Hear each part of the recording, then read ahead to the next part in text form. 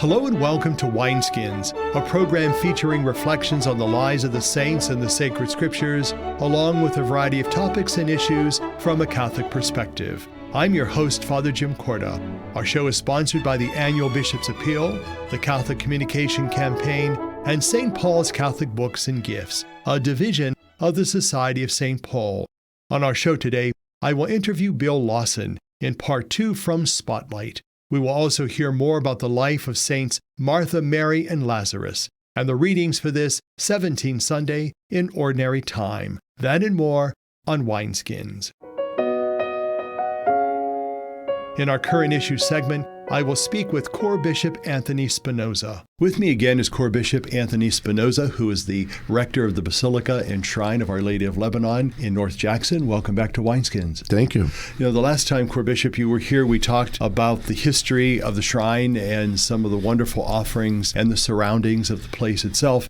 Now we'd like to talk and focus on the Antonine Village, which really has been around, I believe, since 2014. Talk about that and tell us about the sisters. The sisters came to the United States in the late 1950s. They were invited by the pastor of St. Maron's Church in Cleveland to do religious education and that sort of thing. Once the shrine property was purchased, the sisters decided that they needed to really educate themselves a little bit more. So they moved to the old farmhouse at the shrine, made that their convent and kind of their mother house for the United States. And they spent most of their time studying, getting their degrees. So they were no longer involved in Cleveland, but they got involved at St. Maron's in Youngstown. They've been there ever since, and little by little they started with the Antonine Village. And we know the village caters to the elderly, the infirmed. What is the makeup of the village, and what can people discover when they bring their loved ones there?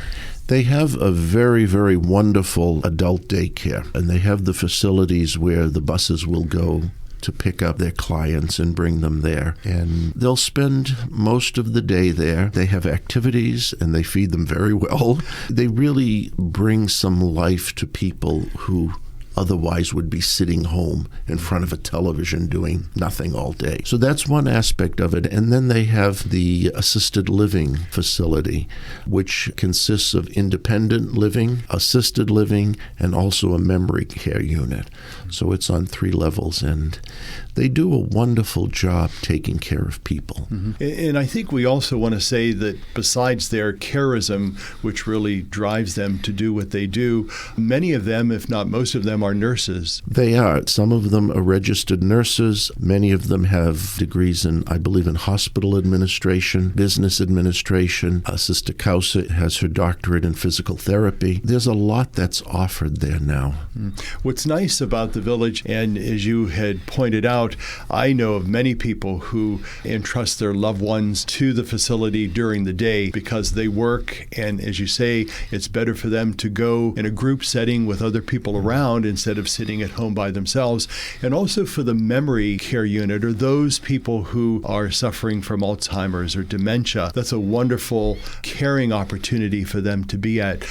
What would be some of the things that you'd like to let the folks know about the sisters that they may not have heard about? Well, the interesting thing is that when you go there, you see the sisters. Unlike larger facilities where they're mostly employees, and they do have employees here as well, but you see the sisters every day. The sisters are on the floor, and they're serving the food, and they're answering the phone, and all of that. And one very beautiful aspect is that when someone becomes critically ill and they're really kind of approaching the end of their earthly life, the sisters make it a point to stay with that person.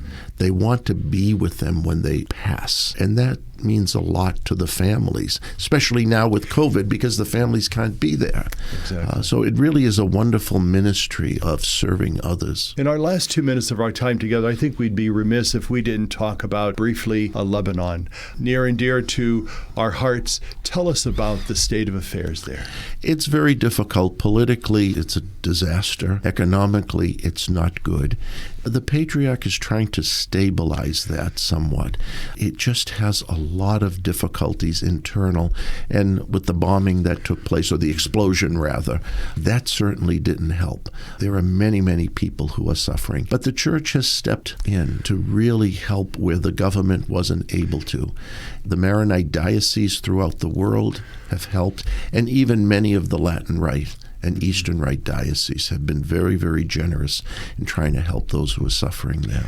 In closing, for the folks that are with us, if they'd like to visit Antonine Village or the Shrine of Our Lady of Lebanon, what do they do? Where do they go? They can just come to the shrine. If they want to make an appointment to see me, they can. If they're interested in possibly checking out the Antonine Village for a loved one, it would always be good to call so that one of the sisters will be available when they come. But they're always willing to meet with people. Chorbishop Anthony Spinosa, it's a pleasure to have you back on Wineskins, and we thank you for your presence as the rector there at the Basilica and Shrine. Wonderful place, and God bless the sisters for us at the Antonine Village. Thank you. For Wineskins, I'm Father Jim Korda. The Feast of Saints Martha, Mary, and Lazarus is celebrated on Thursday. To tell us more about these special friends of Jesus is Alaina Chepke. She is from St. Joseph Church in Austintown. This feast, in honor of Mary, Martha, and Lazarus, was designated by Pope Francis on February 2, 2021. He states that in the household of Bethany, the Lord Jesus experienced the family spirit and friendship of Mary, Martha, and Lazarus for this reason. The Gospel of John states that he loved them. Martha generously offered him hospitality, Mary listened attentively to his words, and Lazarus promptly emerged from the tomb at the command of the one who humiliated death. So the Pope gave these siblings the combined feast day of July 29th. This feast is celebrated in the octave of the Feast of Mary Magdalene, who is sometimes incorrectly identified as Martha's sister. The error was due to a Franciscan tradition that originated in 1262 and was widely promulgated in the Middle Ages. Before this error became widespread, the Feast of Saints Martha and Mary was celebrated originally of the same day. Now that the feast is celebrated as an obligatory day of honor for these three siblings, the Church lifts them up as the loving friends of Jesus from his beloved Bethany. The Lord gifted Martha and Mary and their brother Lazarus with a special friendship and accepted their hospitality whenever he was in Bethany. In the same spirit, we are to welcome the Lord in the least of our sisters and brothers into our own hearts and homes. The Lord teaches us to be true to ourselves and to choose carefully what he is calling us to do through Martha being busy about many things and her plea that Mary joins her in serving him. Mary sat at the feet of Jesus and listened to his teachings and stories. In the same way, the Lord asks us to open our ears and hearts to listen deeply to the words that he shares with us each day in all creation. Through Martha and Mary's insistence that God would hear the pleas of Jesus to heal their brother, the Lord gives us confidence that he is indeed the anointed one who has come into the world. Martha, Mary, and Lazarus were known to be special friends of Jesus and were held suspect by the religious leaders of their day. The Lord can, in turn, strengthen his people to walk in friendship with him, and especially with those religious leaders who question or condemn us. 6 days before Jesus' death, Martha served him dinner, and Mary anointed his feet with precious oil. In these actions, we care for the sick, the injured, and those near death, that they all be blessed with courage, stamina, and a deep sense of the presence of God within those they serve. We pray, great fire of charity, kindle in us both the generous hospitality of Martha and the contemplative spirit of Mary, whose feast we celebrate today. As the abundance of summer fields and gardens call us to be busy about many things and to share these blessings with others, may the overwhelming beauty and mystery of creation move us to contemplative wonder, gratitude, and praise. For your love is the power which creates, sustains, and guides all things to freedom, flourishing, and the fullness of life, now and forever. Amen. For Wineskins, I'm Alaina Chepke. Welcome back to Spotlight. I'm talking with Bill Lawson from the Mahoning Valley Historical Society. Before the break, Bill, we were talking about that whole concept of preservation. Why is it important for us, or for you as a historian, to preserve not only like artifacts historically, but also cultures and relationships and peoples? It's important to us because that's who we are as a community, and as a regional historical society, we need to hone in on that. And part of what we do is preserve objects and archives. Part of it is also stories that people tell us. We have an oral history program. But there are other things that need to be preserved that are beyond our capability and mission. I'm thinking of historic preservation in particular. Some of the homes and commercial buildings and cultural institutions from the past that have rich stories and really unique architecture. And we are definitely an advocate for historic preservation here in the Mahoning Valley. We have a preservation awards program that we do every year where we celebrate those who have stepped up and preserved a site or a home. We want to make sure that we recognize that, and the rest of the community does as well, because the built environment is very important to understanding who we are as a people as well. And in any community, there are unique aspects. There are buildings that are one of a kind. There are districts that really speak to community's history. We want to make sure that there's attention paid to that, and that we can also plug people into resources that will help them do the right things with these structures and sites. I would imagine that in your work you talk with people from around the country or around the world. Do they have the same kind of pride in their hometown culture as I think we do in the Mahoning Valley, given our good times, our bad times, our highs and our lows? Is that something that's peculiar to us, or is it all over? I think that's all over. The difference would be, what is a cultural makeup of a community, of a region, of a state, or a historic community or institution within a larger community? And we definitely have that. Something else that we have over the last 40 plus years is that we've had a lot of international attention to what's been happening here in the Mahoning Valley, and a lot of that is negative because of the collapse of the steel industry and ongoing struggles we've had. And we've become a poster child for the post-industrial dislocation. But at the same time, people are paying attention because what we do in response to that will affect what other people do. And there's been a lot of lessons learned here. Unfortunately, we've bore the brunt of it in terms of the pain. But we're still, as you said, we're proud of our community. We're proud of our individual heritage within the community. And we're all, I think, dedicated to making it better in the future.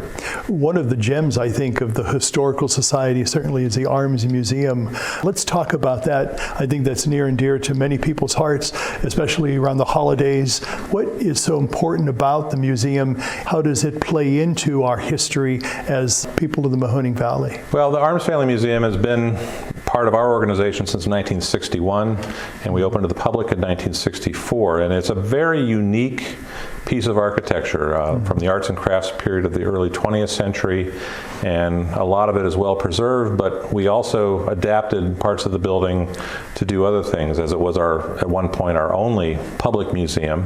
But right now it's focused on the historic home, and so you see that come to life in the first floor period rooms, and the second floor exhibit galleries and to some extent the basement galleries are about our material culture and specifically our decorative arts collections.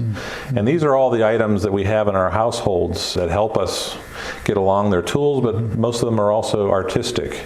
And so furniture, clothing, lighting, all those little things that we have around the house that make it unique and beautiful to our own taste. That's the story we're telling there. Of course, we have programs like Memories of Christmas Past, which unfortunately this past year we were not able to do it live and in public at the museum, but it's still that season and our take on it with the unique Christmas cultures and traditions that go along have drawn in thousands of people every year. And we want to keep doing that in the future once we get through all this. Sure. Let's talk about those many people that you work with and that have as much of a passion for history in the museum.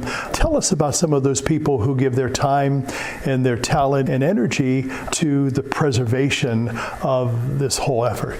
Oh yes, we have 26 paid staff members, roughly 30 volunteers. Staff members go from what you would call the frontline people, the museum guides, visitor service reps at the Tyler History Center, to our professional staff and support staff. These are the folks that made it happen on a day-to-day basis. They're very well trained, they're very dedicated to the mission. A lot of them, like me, are long-standing members of our organization. I mentioned about 30 volunteers who work on our collections project, on educational programs, on events like fundraisers and Memories of Christmas Past. And then we have a board of 35 individuals that govern all this and have the fiduciary responsibility, and we have a great deal of trust and communication between our board and staff, and that makes it for a very good and dynamic institution. Let's talk very briefly about the Tyler History Center. What does that all entail, and how is that related to the Arms Museum? It's another site that we have in our overall mission. We bought the building in 2007, undertook a capital campaign the following year, 2008. In 2010, we started a renovation of the building, which was finished in 2013. And as we worked toward finishing that campaign, which we've done now, we had a soft opening at Tyler in November of 2014, and then a full opening of the site in 2017. And like the Arms Family Museum site, it's a historic structure, very significant in its own right, but it's more of a, shall we say, a community center with a history theme than a museum. So in that way, it's more dynamic. We have the ballroom, which we can do a lot of our own events, but also outside events. We have our archives down there. We have an education center. So there's just a lot more versatility at that site. To receive more information and to listen to Wineskins, visit the website of the Catholic Diocese of Youngstown at www.doi.org. Stay with us. We'll be back in a moment. Catholic Charities' Summer Hunger Campaign aims to alleviate some of the stress that many families face during the summer when children do not have access to daily breakfast and lunch at school. Funds and donations collected during this campaign enable Catholic Charities to offer healthy food and snacks to families during the summer months. Catholic Charities continues to serve our neighbors in need during these difficult times, providing food, food vouchers, and other material goods. What can you do to join with Catholic Charities in fighting hunger? Pray for families who suffer from food insecurity, donate to the Summer Hunger Campaign, or visit our Dollar Days wish list to purchase products most needed by our families. To learn more or to make a donation, visit www.ccdoy.org. What have you done for your marriage today? I gave my wife a hug this morning. I told her I love her. I did her hair this morning. I think it looks pretty good. I cooked my husband's favorite breakfast. I bought her an orchid. What have I done for my marriage today? I sent my husband a love email. I read the newspaper to my wife, and it cracked her up. She's still laughing. What have you done for your marriage today? Make a change for the better. Need help? Go to foryourmarriage.org, a message from the Catholic Church. 33 million Americans have descended into poverty. And as their futures fall, so does our nation's. Our song today is by Cynthia Clawson. It is from her CD entitled Prayer and Plainsong.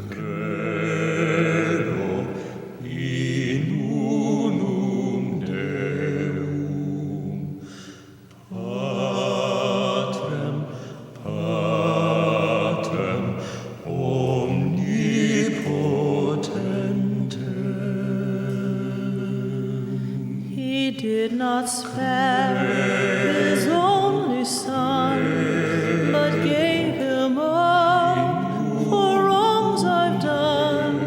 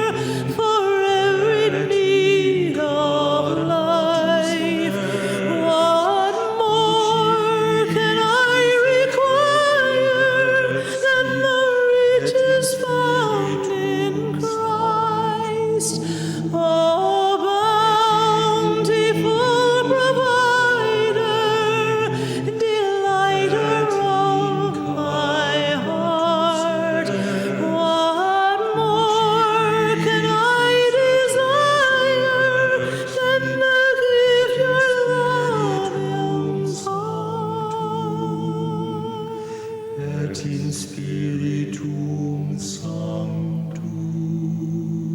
No good withheld or need denied. He promised always to provide abundant grace, each day supplied. Christ is my shepherd and I'll not want. Oh, bountiful provider for every need of life, what more can I require than the riches found in Christ? Oh, bountiful provider, delighter of my heart, what more can I desire than the gift your love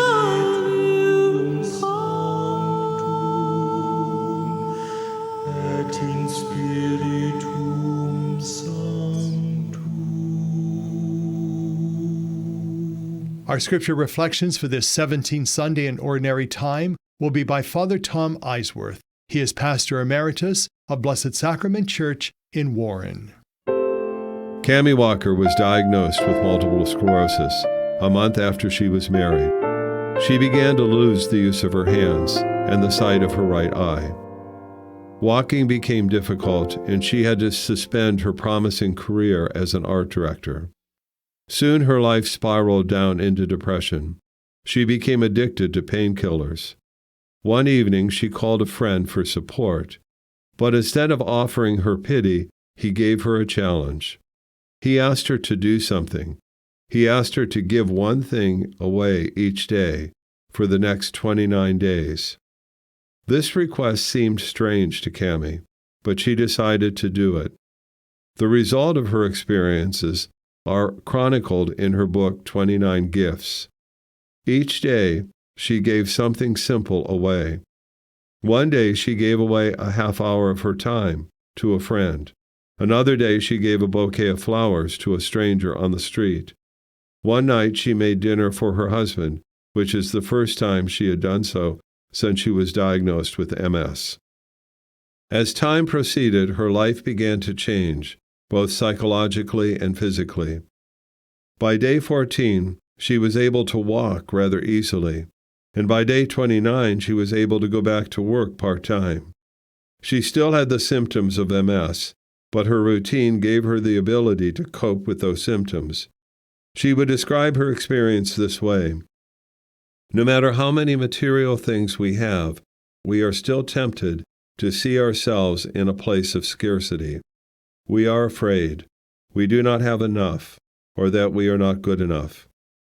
Giving moves us out of our story and connects us with someone else. Giving takes us out of a place of scarcity and introduces us to something much bigger. The experience of giving only enriches us, it heals us. In today's gospel, Jesus decides to feed the multitude in the wilderness, and it begins with giving something away. He begins with 5 barley loaves and 2 fish. This paltry food does not belong to Jesus. It belongs to a young boy in the crowd. What would have happened if that boy had been unwilling to give his food to Jesus? I imagine Jesus would have found another way to perform the miracle. But in the story, Jesus' ability to feed the crowd depends on the willingness of the boy to share what he has. We know that it turned out to be good for the boy. By the end of the gospel, he had more to eat than if he had kept his lunch for himself. Each one of us, in a variety of experiences, has to decide whether we are going to hold on to the things that we have or to share them. Indeed, sometimes the right decision is to hold on to them.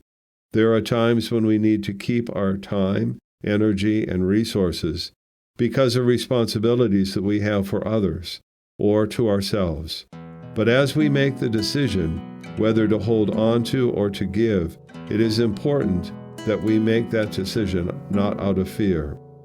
Giving does not simply bless the person who receives, it also blesses the person who gives.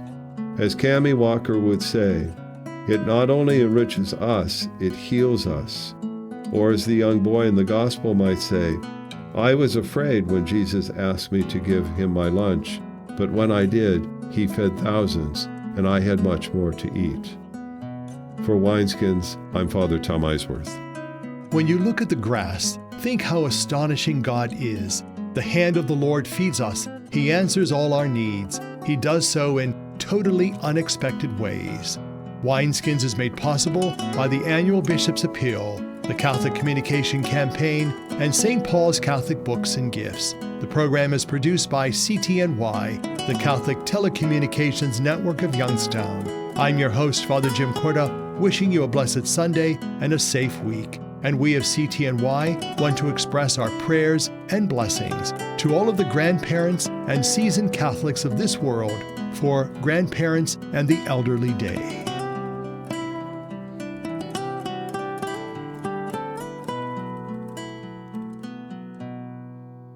What have you done for your marriage today? I gave my wife a hug this morning. I told her I love her. I did her hair this morning. I think it looks pretty good. I cooked my husband's favorite breakfast. I bought her an orchid. What have I done for my marriage today? I sent my husband a love email. I read the newspaper to my wife, and it cracked her up.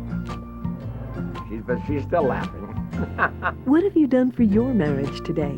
Make a change for the better. Need help? Go to foryourmarriage.org, a message from the Catholic Church.